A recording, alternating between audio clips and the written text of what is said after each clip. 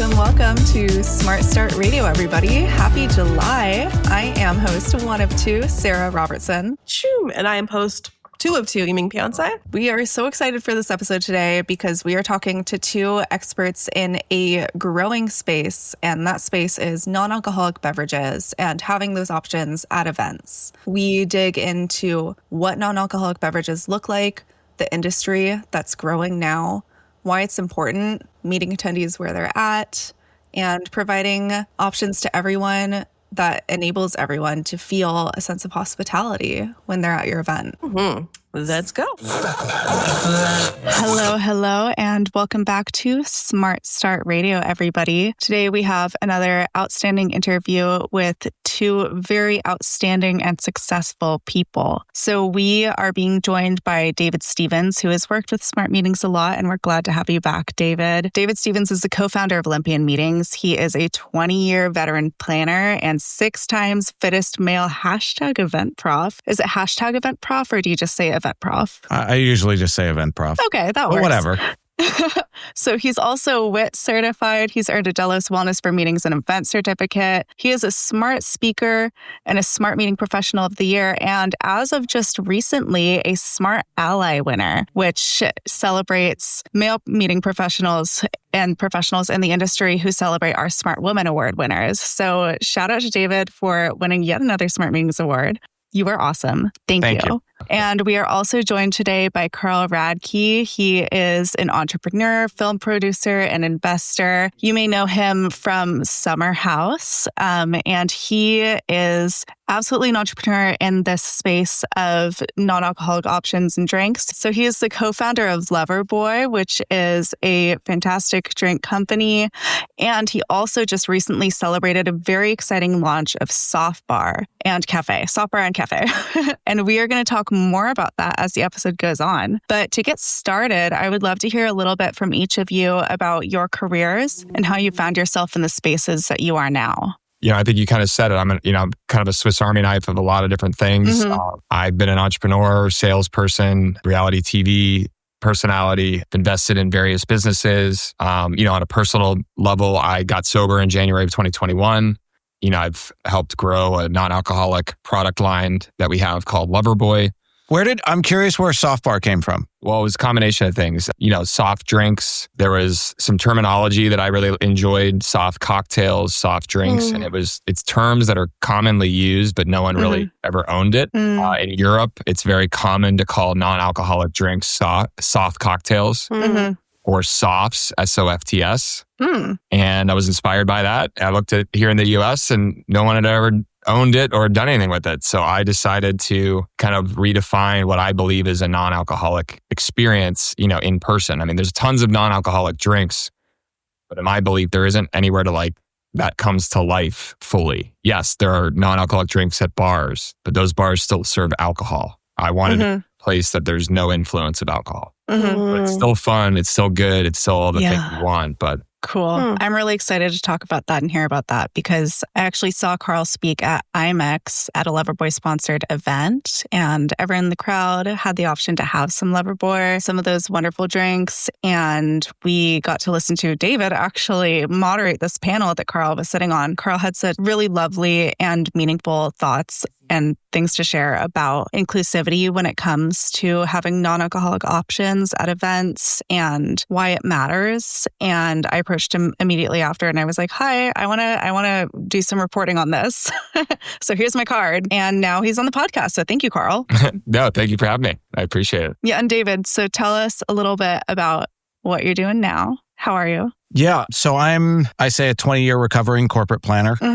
And for the planners, they understand what that means. I've worked in every aspect of live events, be it sports, be it entertainment, concerts, music, festivals, nonprofit association, agency, etc. When one of my stints, I worked for a small gym chain called 24 Hour Fitness that some people have heard of. Oh, that's very small. We just did our events differently. And I was really excited because when I joined them, I had gone through my own little journey. I'd lost 50 pounds in 6 months, got down to 8% body fat, and I was very proud of myself. And I ended up becoming a spin instructor. And then I got to work for the mothership running all their internal events. And Wow. I just learned how they did it events. And the way they did their meetings was the same way they lived their brand.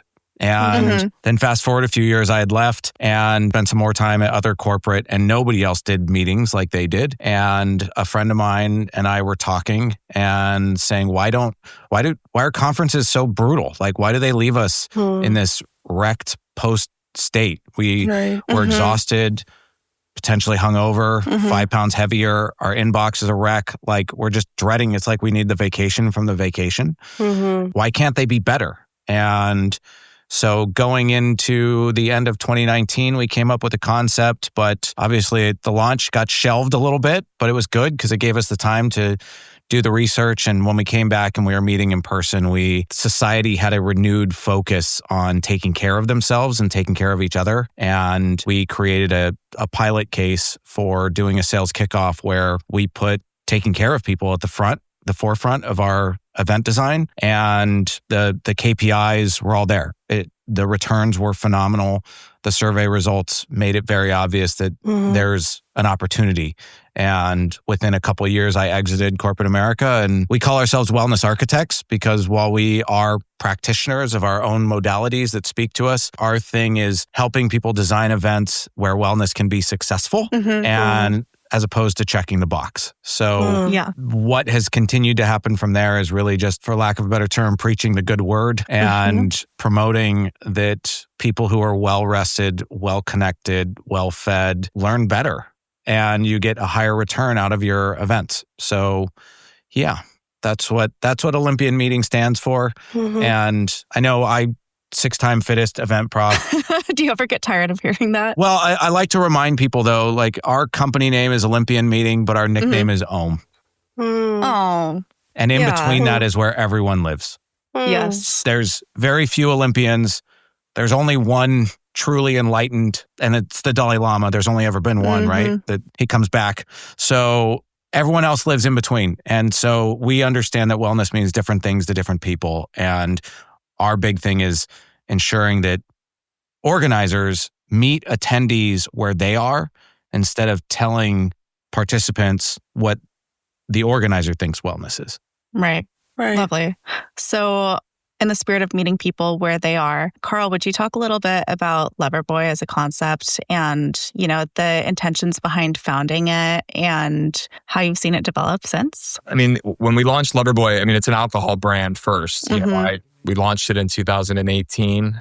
I think we saw an opportunity to create something that was, healthier for you. The term better for you is a term that's used a lot in the alcohol industry, where it's lower calorie or lower sugar, still has alcohol. But, brands like Michelob Ultra were probably like the first 20 years ago to like put the calories on the can, put 0 carbs on the can. I dare anybody to pull up a wine bottle from their cabinet and tell me how many calories are in it. It doesn't have it on there because it's not something that most alcohol companies want you to know.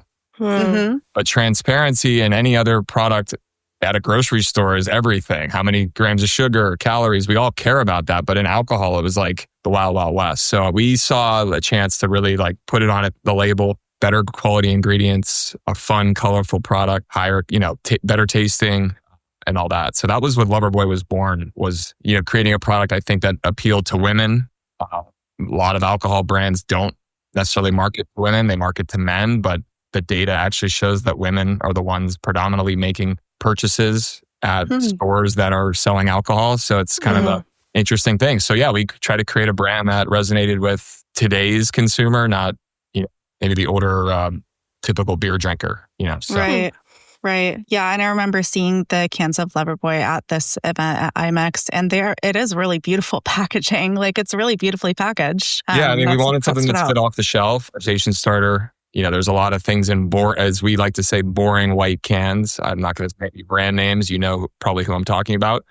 But, we thought drinking or socializing should be fun. And what you hold in your hand is an extension of you and our brand. We wanted something colorful and bright and loud and fun. So totally. That's and what about launching the non-alcoholic version of Loverboy now? 2018, I'm drinking, I'm partying, I'm selling Loverboy. We're doing our thing. 2019, I'm drinking, I'm partying, selling Loverboy, doing our thing. 2020 happens.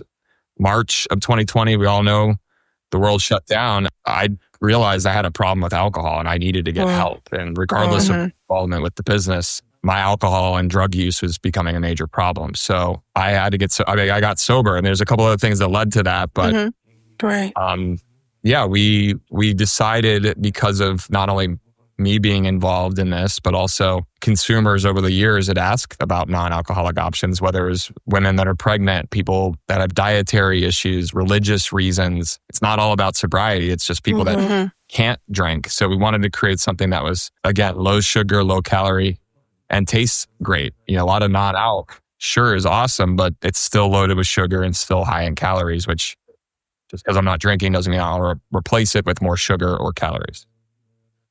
So we launched that about 2 years ago. Again, our 90% of our business is alcohol sales, but I believe it's important to have an option for everybody, for those that drink, for those that are sober, for those that can't drink, whatever it might be.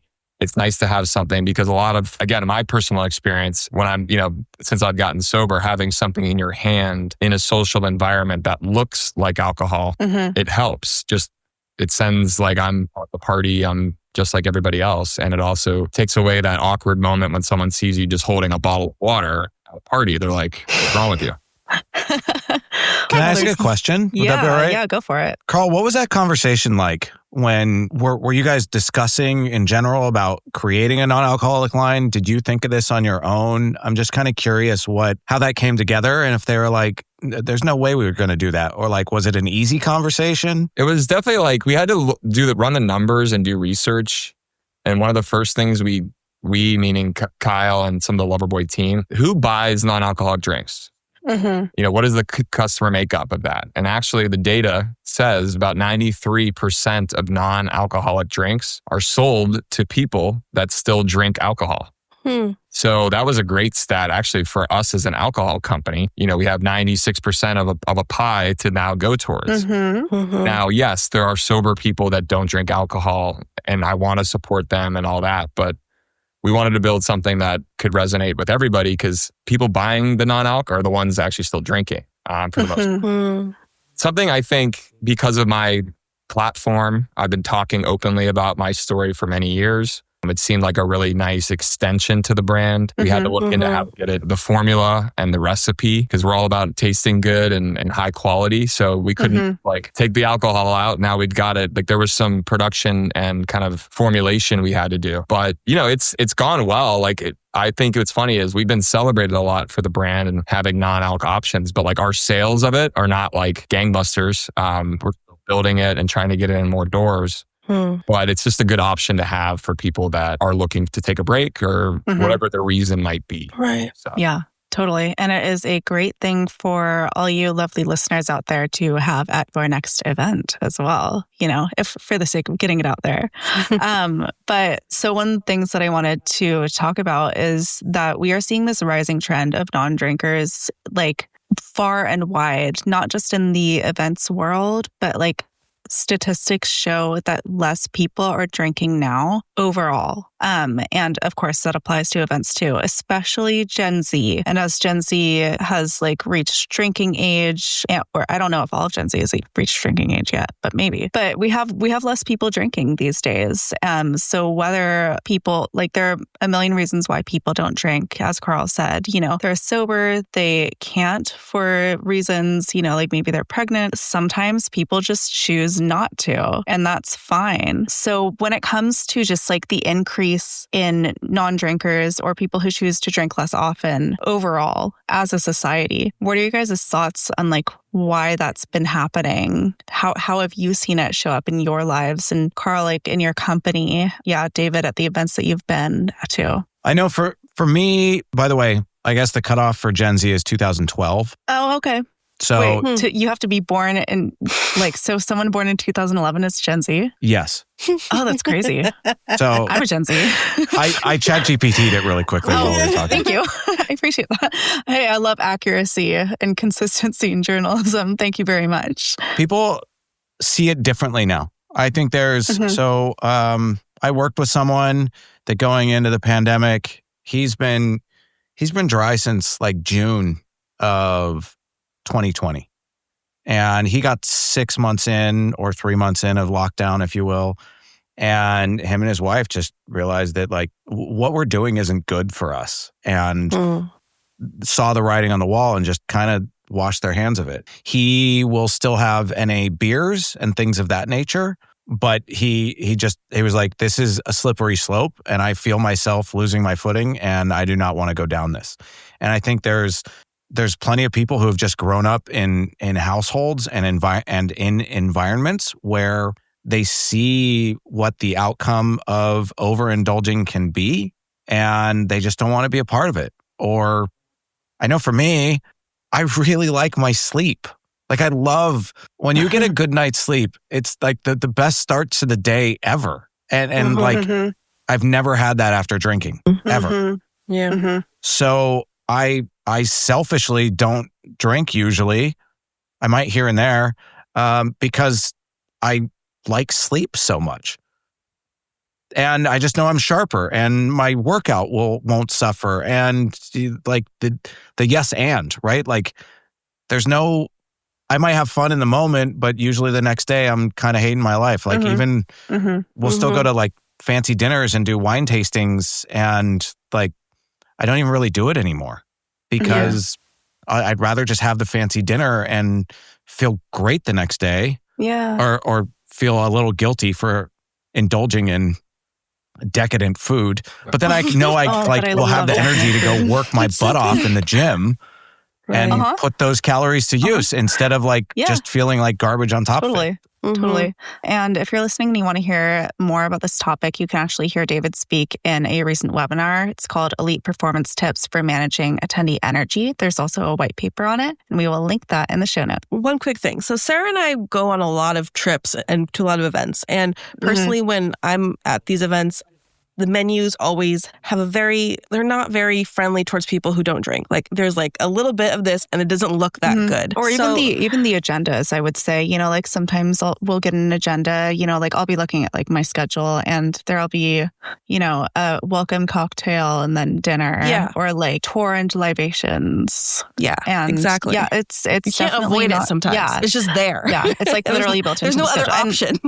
Yeah. So in your opinion, like how can events in that way kind of evolve from the standard of what is like expected? Like, oh, there's going to be champagne. Oh, there's going to be wine. Oh, there's going to be whiskey. Oh, there's going to be something with alcohol in it. Like where does the shift happen and how can that actually, evolve from where it's at right now? I think one of the things is they can be more thoughtful about what they're offering people. I mean, one of the things that Carl brought up, because we had a discussion of like, why are soft cocktails the same price?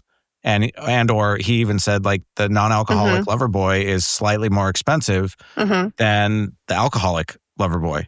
Is that still the case, Carl? Yeah, no? It is. It's slightly less expensive. Oh, okay. Good. Okay. Well, that's good. And I apologize if I misheard you the first time. No, it's all good. But he's like, well, there's no alcohol, so you can taste the ingredients. I remember you saying that to me in an interview we did once. And it really, it struck me. It was not something I'd ever really contemplated. But when there's no alcohol in it, you taste everything.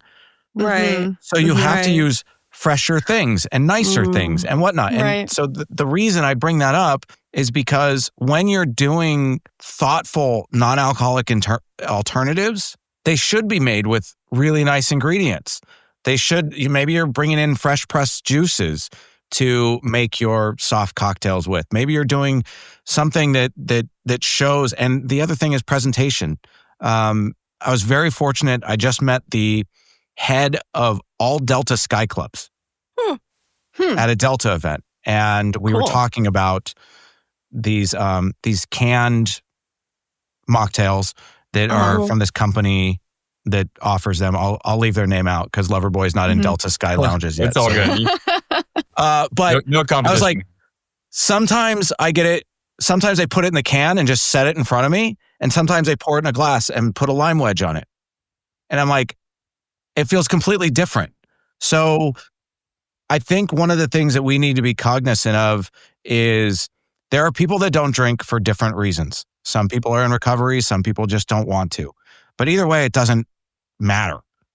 And we should be promoting and ensuring that those people who aren't feel just as seen and cared for, we're in the hospitality business, as the people who do drink. Yeah. I think that this is a really good time to talk about soft bar and what soft bar is as a concept and, like how you're creating that. So Carl, would you tell us a little bit about not only like what soft bar is, but how you've built this idea up into launching it just recently, like about a couple of weeks ago, right? I mean, no, not officially. Okay. Not officially launched yet. Well, like we have as a mobile pop-up since last summer. Okay. So I announced kind of what available for events? What's that? I said available for events? Depends on the event. Okay. Like size-wise?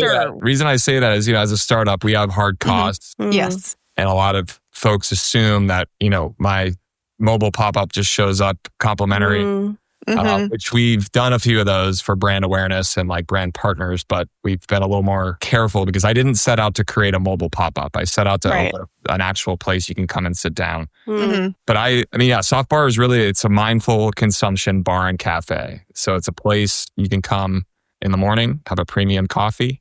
I don't actually drink coffee and I don't drink alcohol.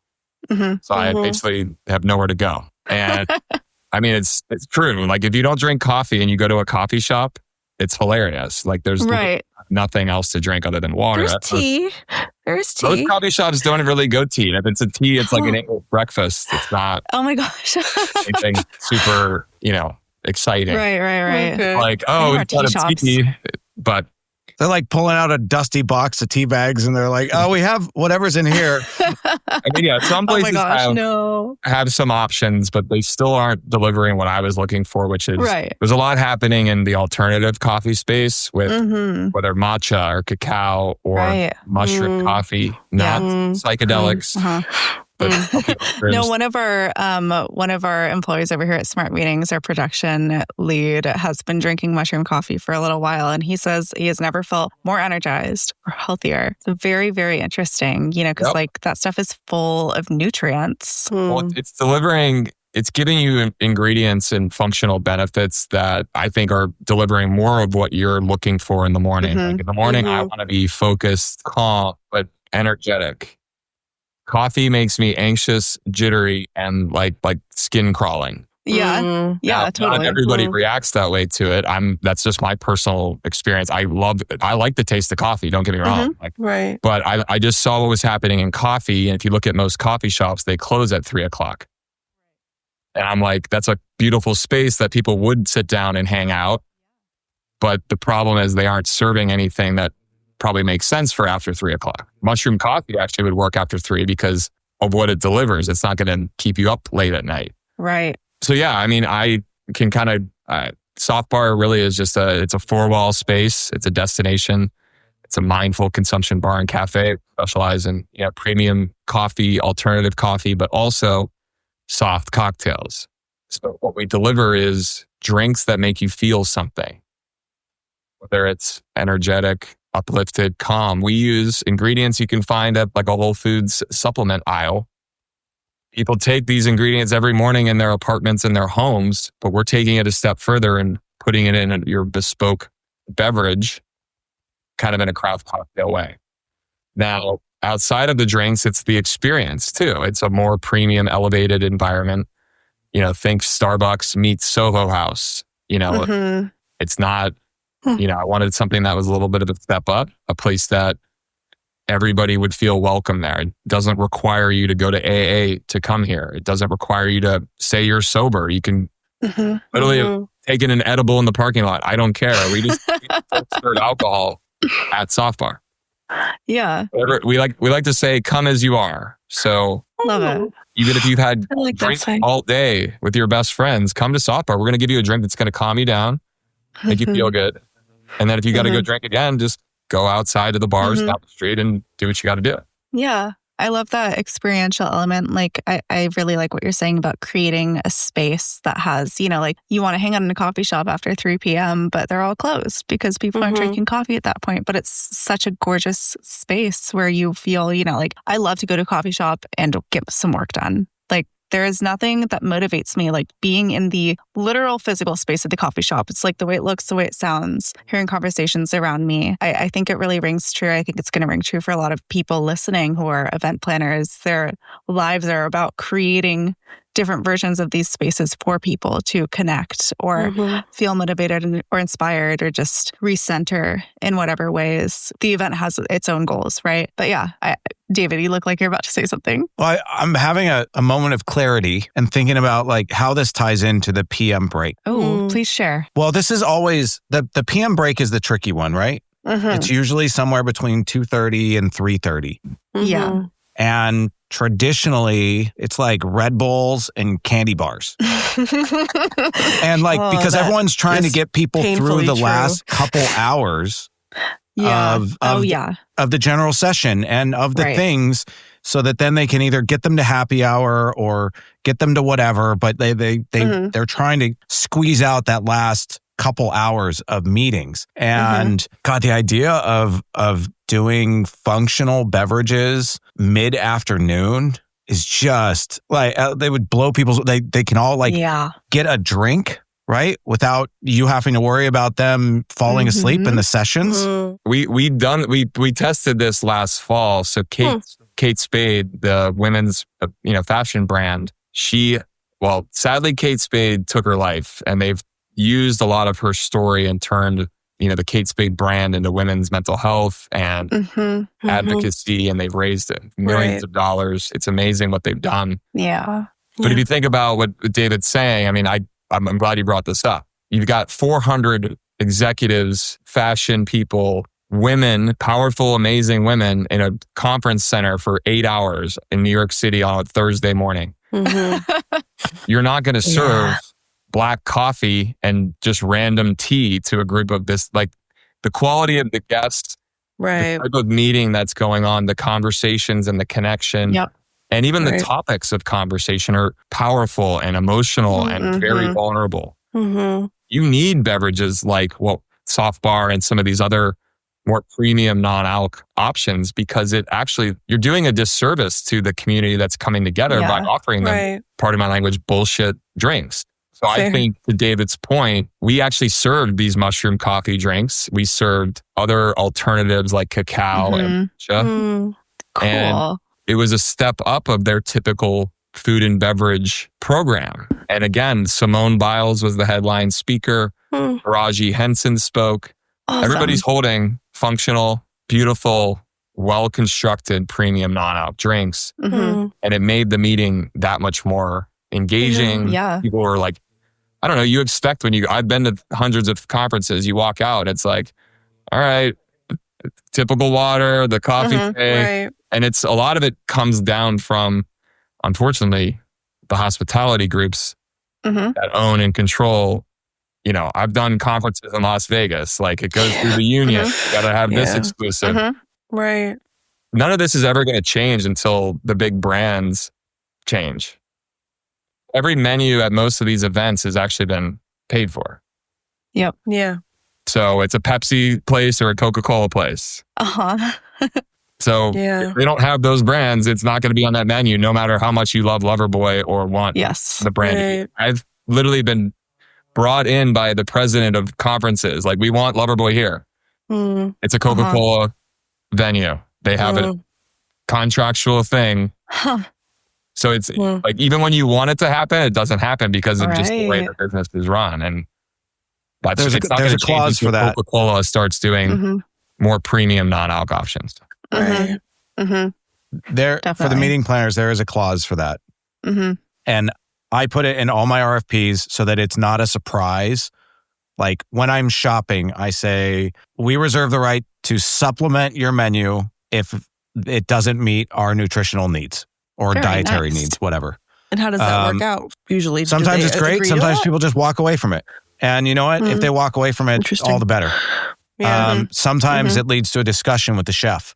Because they're like, wait, it might be a chef that actually, that cares. And he's like, what do you mean? Like, what are your nutritional needs? What do you need? I sent it to, we're doing an event at a stadium, and I sent it over, and I'm like, okay, what's the deal with these, quote, energy bar and protein bars? What do you actually have? Well, they're bars. And I was like, yeah, but are they energy bars or are they protein bars? Because those aren't interchangeable. And they're like, I said, I only want protein bars. And they're like, okay, cool. And I'm like, so what kind of protein bars are they?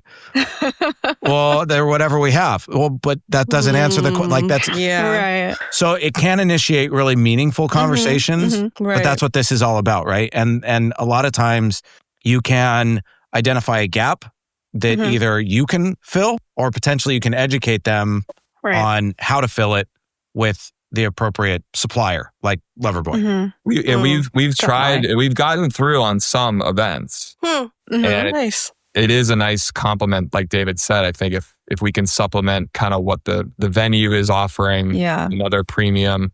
I mean, in my belief, we should be, an add-on to most of the, options, or even if you think of like a wedding or big events with a lot of like, usually you offer salmon or a vegan dish to your guests. So how is that not taken a step further with beverage? You offer decaf coffee, right? Like, it's just funny. They're already doing it, but then when it comes to alcohol, it's like, oh my God. But again, I think it stems from majority of hospitality venues, their businesses are profitable or they make money off of the margin of alcohol. Buy it for $100, they sell it back to you for $300. They make money. The margin on food is paper thin. Right. So it's going to be a thing that until these hospitality really, it's going to happen soon. There's going to be a lot of change. Yeah. But it's not happening anytime soon. Right. Yeah. It's interesting that you say, there is going to be a change. Like, this is going to happen, although it may not happen soon. And we are seeing it start to happen. When the millennials and the millennials, I'm a millennial. When the Gen Z starts getting more into the workforce, and actually the ones planning the events that we're talking about right now, I believe there will be more of a shift. I mean, I was fired from a company I worked for at a national sales meeting because of my partying. Like David said, you need a vacation from these conferences. Right. Not that I'm blaming anybody other than myself for that, but you're supposed to get drunk at events. Right. It seems like that's what's expected. That's been the status quo for so long. And, you go to these events and you do see people getting drunk, and maybe you see some people, having one drink, and there's a whole range, and you see some people who don't drink. But it has been the status quo and the expectation for as long as we have had corporate events that you throw a bunch of people together in a room and give them alcohol and then hands off. Well, I think some of it is, I've had a career in sales and I've shaken many a hand for a business deal after many, many cocktails. Right. So there is, I think some of it is like that muscle memory of like, this is the way it's done, over cocktails, doing deals, networking. Sure, it helps to have a little bit of, but I'm telling you, if you have some of these functional drinks or these really high quality drinks, you don't need the alcohol. Yeah. Right. So we're kind of seeing the evolution of this world where that's not necessarily the status quo anymore. And some people are starting to break out of it. For example, soft bar, right? And experiences where we have planners creating these events, these moments, receptions, whatever, where we have quality, non-alcoholic options, the kinds of environments where people, like, the expectation is not that they're just going to be thrown into a room with an open bar. What does that look like in both of your experiences? I do want to bring up a figure because this came out recently. Surprise, I have stats and Thank you. That's why you're here. Thank you. Bank of America did a study in the last 18 months, and Gen Z and millennial spending has outspent on fitness and wellness over bars and alcohol by 7%. 7%. Does that have to do with the fact that alcohol has been labeled the biggest cause of cancer among most people these days? Well, the Surgeon General also said that no drinks are good for you. Yes, that came out a couple of... so there's that too. Actually, fun fact for listeners of this episode, as soon as that happened, I read the news that morning, and then an hour later, I got an email from David that was like, you might be interested in this. Kismet. That's what events are. Events consist of people coming together, right? And what used to be the normal was having free alcohol as a sign of hospitality and caring for people because it was expensive. And the more expensive the alcohol, the more they cared about you. That's why, getting a glass of champagne. Like I'm a Zennial. I'm like right in between Gen X and Millennial. And like, when you get handed a glass of champagne on a plane, like it's hard to say no to because you're like, this is like, fancy. Look at me, I'm fancy. Yeah. Right. Yeah. And it's just, we're just kind of hardwired for it. But what part of the conversation I was having was in the Sky Lounges, you have to pay $4 for that non-alcoholic cocktail. Whereas you can get alcohol for free. That doesn't seem right. Well, and I said to her, I was like, you give me free alcohol to thank me for my loyalty, but I can't have non-alcohol for free? And she goes, you're totally right. Yeah. and it was just like this kind of aha moment of like, oh yeah. Like, so I think it's just, if you think it's so wild. We're less than 100 years away from when Prohibition ended. I think it was like 1933 is when it ended. And yet, so there's generations of still kind of working through what has been passed down of like, this thing is expensive. It takes a lot of time and work to make it. So getting it for free or drinking it is considered a privilege. And I think what we're starting to realize is that now getting really well done non-alcoholic beverages takes just as much work because nature has to comply. You have to grow fruits and vegetables and whatnot, right? Like, and given the weather, it is what it is. Yeah. Alcohol is a more controlled environment than creating these really intentional soft cocktails. So I think it's just a matter of our awareness and our priorities shifting and the perceived value adjusting to something different. I think it's interesting that you say that, giving alcohol has been a sign of hospitality for so long. And that's true. But I mean, like, just think that creating a beautiful drink that, has all of these wonderful flavors, like it's literally a gastronomic experience. How is that not hospitality? It shows such a level of care for that attendee, for these people in this room, 400 executives or 5 executives or 5,000 employees, that kind of care is unmatched, and that creates an experience that people are going to really remember and they're going to feel cared about. Carl had a good quote that was like so succinct and nailed it. So my head bartender, when I went into 11 Madison Park, this is actually a little over a year ago now, I'd been talking about this concept and trying to like really, I didn't want to just serve mocktails. I wanted something that was more elevated and premium. And I went to meet him and he was really excited about what we do. And I sat at the bar and this literally happened. He put a drink over at the bar. It was a tall glass. It had a salt rim, but it wasn't salt. It had a really beautiful garnish, the color of the drink. I sip it and he's like, Carl, just because you're not drinking alcohol doesn't mean you deserve a lesser experience.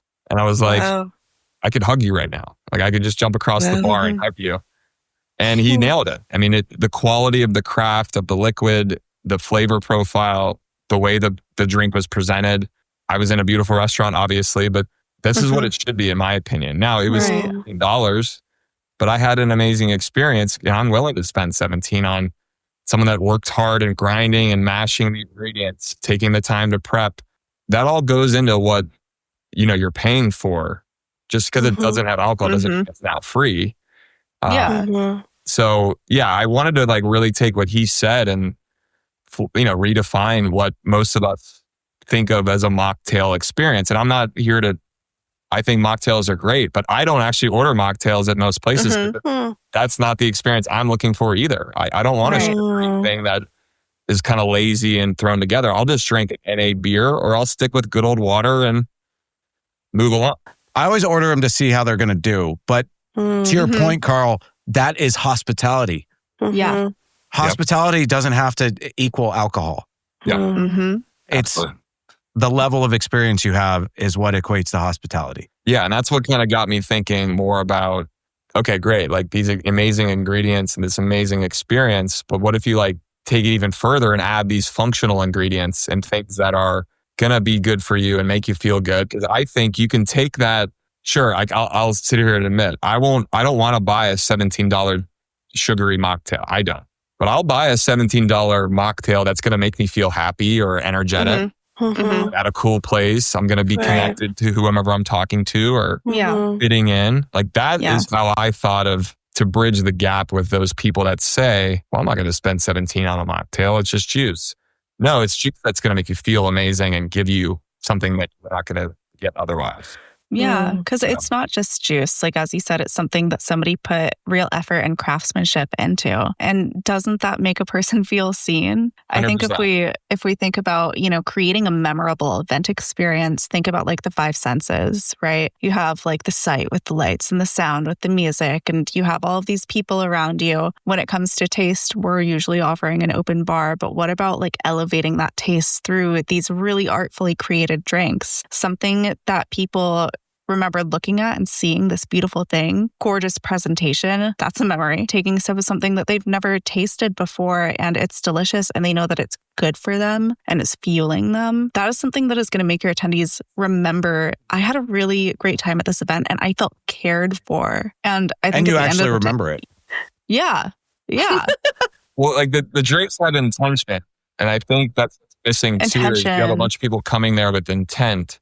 And then the drinks are not intentional. Yeah. Some of it is kind of lacking. I think for anybody who's, I don't live in this world like David or you guys, play it with all the events stuff, but I really do hope that people look at it kind of like they see the vegan or seafood option with food. Like you would never throw a conference or party and only serve steak. Like I wonder when that change happened though. Like when was the last of the steak only conferences? Right. I mean, I will say for me, don't judge me. I really don't like steak. I just don't like it. I've never been a fan. So yeah, if I were to go look at a menu and see just steak, I would be like, well, crap, So yeah, I mean, I think it's also like what's really wonderful is having that optionality, having that choice, because it is your choice. Maybe somebody is a regular drinker, but they don't want to have more than one drink at an event, but they want to have another great tasting something to sip, It's freedom, it's choice at the end of the day. It's about creating a sense where people feel like they belong, right? And that's why it's important to meet people where they're at. I think one of the big shifts also that I've started to see, I know it's something that we try to be really intentional about at our clients' events, is ensuring that if there are thoughtful or intentional choices made to create non-alcoholic beverage options, we really work to promote them. Because a big takeaway I took from the IMEX event was people who don't drink are traditionally used to feeling excluded. They just don't think there's going to be something for them. So if you're offering Loverboy or some other canned beverage that is non-alcoholic, it should be on the rail with everything else. If you handcrafted something special, it should be sitting in a glass on the rail with maybe a piece of signage next to it that calls out that it's available. So that those people who are traditionally disengaged or just expect to not have something are surprised and delighted that there's something for them. Right. Yeah, I was going to just add to that. I think another stat to add to David and I's numbers, I believe it's around 30%, maybe a little bit higher now, of our American population does not drink any alcohol at all. I was just going to say to David's part, I think there are a lot of our population that they're so used to being this way that they just live their lives. I have family friends, they've never had a sip of alcohol. They still go sip in a bar. They'll hang out. They're not there long. We'll go to restaurants, but it's just how it is. There's just nothing.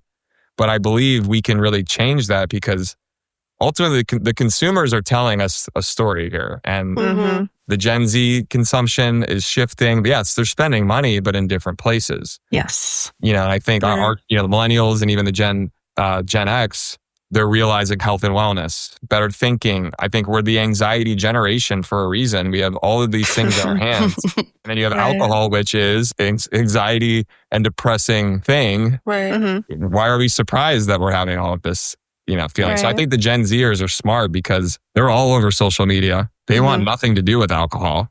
Because I think when you look at people who are drunk on social media, I mean, I have a niece who's 16 and she said, if you were seen on social media holding a beer or drinking, you literally are like I don't know, loser's not the right word. It's like, that's not it. Like, that's not cool. No one wants to do that. And I think that's also a big thing happening with just our younger.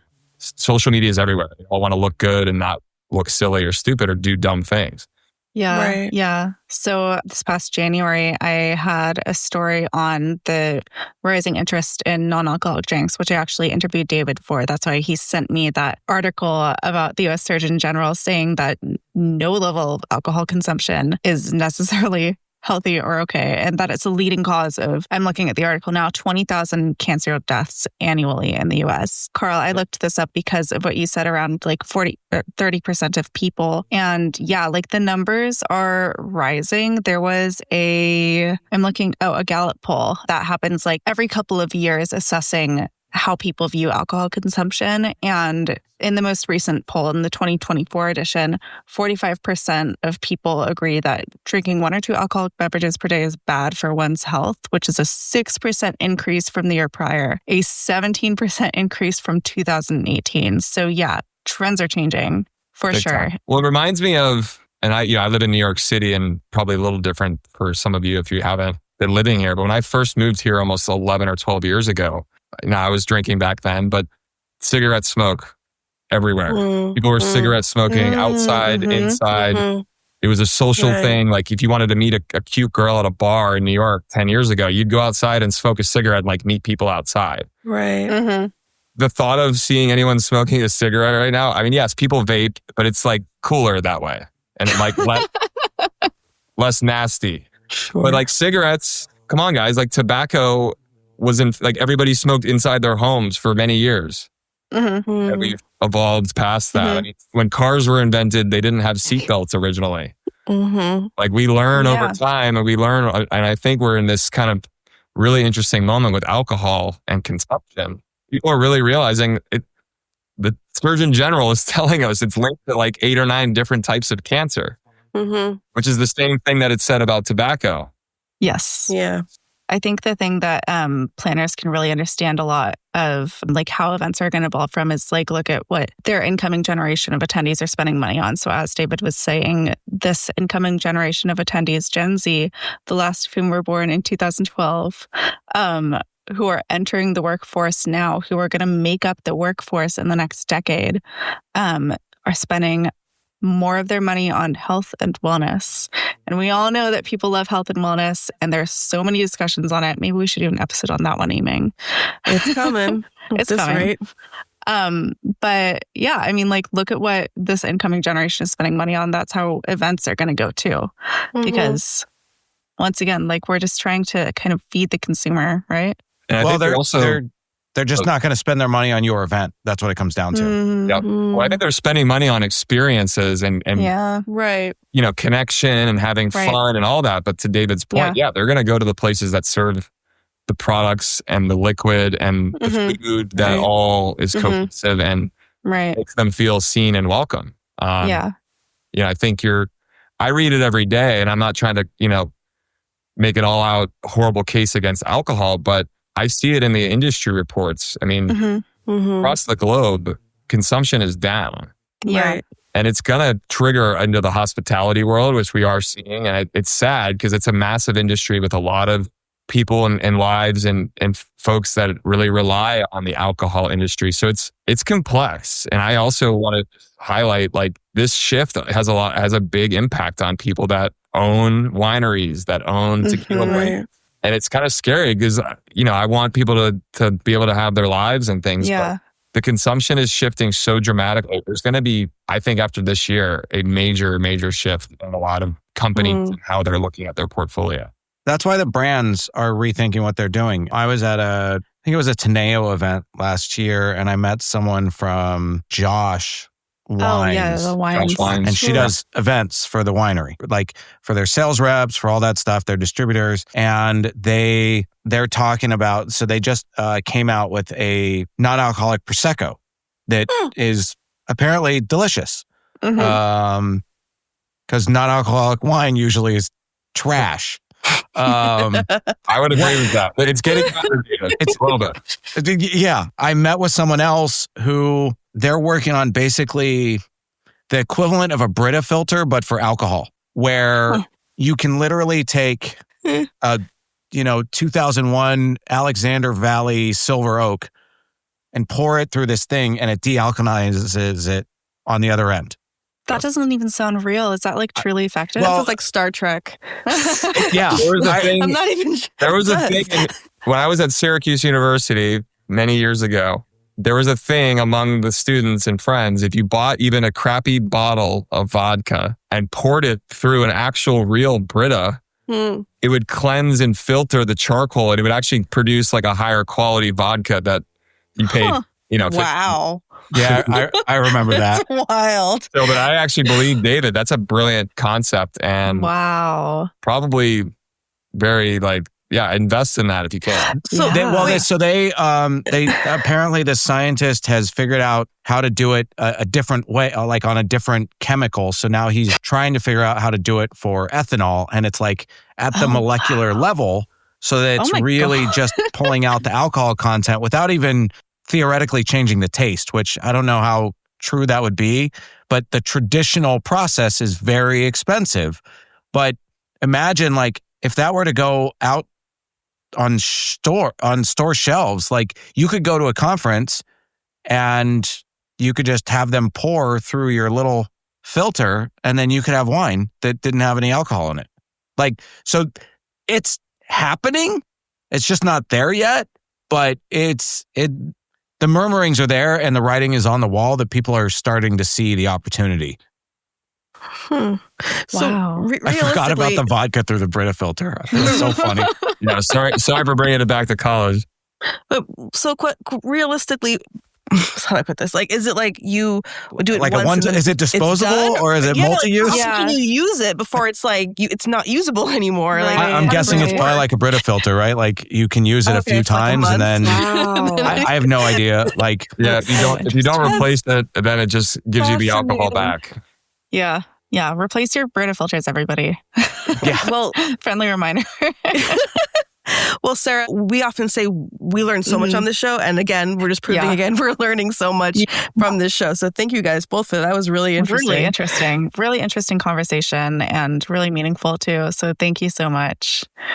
Of course. I mean, I'm not like an expert in any of this. I just kind of have. That's okay. That's okay. We aren't either. We're just here to learn. Right. Well, I will just reiterate again, to all of our listeners, soft bar is a really cool concept that I think a lot of event planners can take a lot from in creating these experiential spaces that mean so much to people. So shout out to Carl for soft bar. That's amazing. Thank you. And really just wanted to highlight that. So thank you for being here today. No, I appreciate you guys. Do you have an estimate of when you're aiming to have it open? Yes, we're planning to be open August 1st. Nice. So I think when people see like what we've been putting together, so I took over a former, industrial kind of garage, really cool space in Brooklyn. I live in Greenpoint, Brooklyn. It's a really cool area with a lot of, top rated restaurants. There's a lot of wellness and fitness that's close by. Nice. There's nothing quite like this, but it's never been a bar and cafe before. So it does take a few months to build out. But my belief is when people come, it's soft bar. It's never been anything else. Yes. This experience and the level of the drinks and just kind of the space, we are going to have events there. Because to your point, David's got an RFP out to 3 or 4 different venues for a particular conference or whatever it is. Yeah, ours isn't going to be like the Javits Center, but you could have a really connected group of men or women, 75 to 100 people at soft bar, because again, all of the beverages we're serving are perfect. But if you call up like Brooklyn Winery or some of these really beautiful event spaces and you tell them, I'm guessing this, by the way, I'm sure someone will do it, but hey, Brooklyn Winery, I've got 200 people. We want no alcohol. They're going to be like, okay, like what? You have to force you to buy. I'm going to force you to buy alcohol to cover their costs. Right. So I think there's a huge gap in this event world and what people are wanting to do and host versus what like the reality is. People aren't necessarily always looking to have alcohol, but most venues aren't even capable of giving you something alternative unless you've got the little clause like David does. Mm-hmm. Yeah. And I think, it's really up to planners to make sure that, like, once again, those options are available to people. That's what really makes people feel seen and heard and feel like they're a valued member of whatever community you're holding an event for. Exactly. So everybody on this call who's listening, and then all of you here are more than welcome to come to Soft Bar when we do open. Yay. We'll definitely be heading over eventually. Yeah, absolutely. Awesome. Cool. Yeah. So we always sort of end off by asking you our trademark question of what's in your toolbox. So essentially, what's that one thing that's been, that you want to leave our listeners with, whether it's an insight, a tip, a piece of advice, something that has helped you along your journey as it relates to this topic of quality non-alcoholic options, inclusion, and creating amazing experiences for people. I'll let David go first. I'm going to kind of cop out and go back to my RFP clause. Yeah. Client reserves the right to supplement existing menu with packaged goods if existing menu doesn't meet nutritional requirements. Yeah. I don't think that that's a cop out. I think that that's really relevant, and I'm glad he said it again. Well, I think it's important, some of the language in there, because, if you're like showing up with stuff you made at home, then it's like, they're like, well, what is happening, right? Whereas if it shows up, it's packaged, it's closed, you're bringing, you go to the store, you buy a few dozen cases of Loverboy, bring it in as your non-alcoholic offering, you bring in protein bars or whatever, like then it's not that you're trying to like line your own pockets or trying to do something unsanitary or not complying with food laws. Right. You're really just trying to meet your participants' needs. Yeah. And that either leads to a yes, a no, or a discussion. Right. And a no is great. A yes is better. A discussion is always welcome. Lovely. Beautifully said. Nice. Yeah. Meet people where they're at. It's like a trademark David T. Stevens quote. I like that. Is my little final toolbox thing relating to this topic, or just anything in general? Literally whatever you want. Anything that you feel would help you as, as a person and as our audience, as they kind of, take in what you offered us. Yeah, we have a saying at Soft Bar, and I this is not my own, but this is my business partner who said this, and it's something we really like, which is don't dilute the soap. Oh. And we've all been to a restaurant or a bar, and you've washed your hands in the bathroom, and the soap is like super watery. Yeah. And all that says to me is that what else is super watery and not thoughtful or mindful? Don't dilute the soap. So whether you're an owner of a venue or you're planning events or you're the founder of a non-alcoholic product, every little detail I think does matter. Even the minute little things like washing your hands. I think just remember that sends a signal to your consumer and to the experience. So, don't dilute the soap. Yeah. I think that's probably going to end up being the episode title. Don't dilute the soap. Probably. Honestly, it probably will be. I kind of like that. Yeah. That's pretty awesome. Don't dilute the soap. Yeah. Provide that Luke's experience, because people deserve to feel valued. Like, what as a consumer makes me feel valued when I reach for the soap and it's this like really nice. Yeah, I think just everything has been covered. Like you've been to a bar, great, they have a mocktail, but it's a crappy mocktail. Like that doesn't do it. Like you almost might as well not even serve the mocktail. Right. Provide people with quality and they feel truly cared for. Give them an experience. That's truly experience. That's why those thick paper towels, you're always like, oh, it's so fancy. I love those. You know what I'm talking about. Those. I love when those. you go, you're like, wait, is this paper or is this cloth?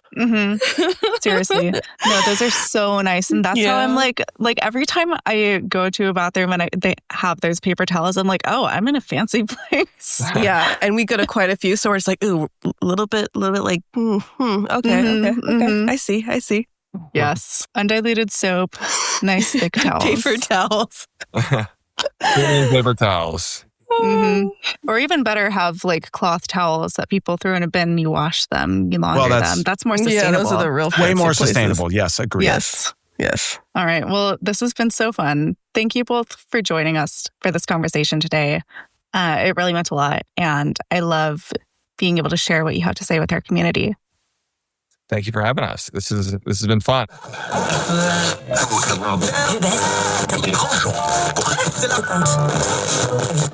I know this episode was about non-alcoholic beverages, but I'm really thirsty after all that talk about the options that are available for people who don't alcohol. Because like we said in the, I think we said this in the show, is that, you and I go on a lot of trips, and there's there's stints of just like where you're just going down the line of people trying to give you drinks. And you're just like, I can't.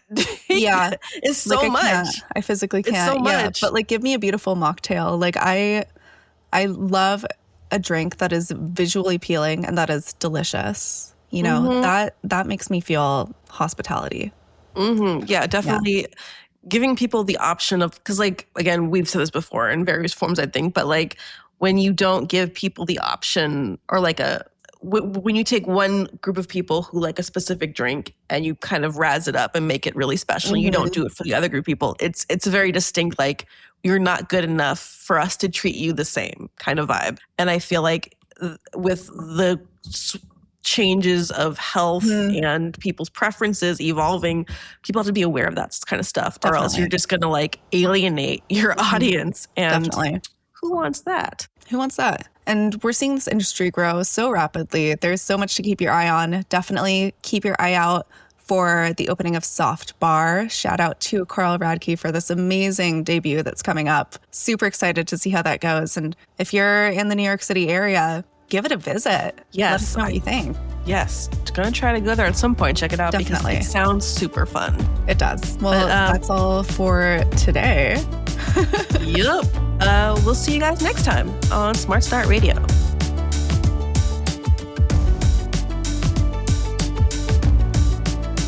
You've been listening to Smart Start Radio, a Smart Meetings production. Interested in being our next guest? Connect with us at editor@smartmeetings.com.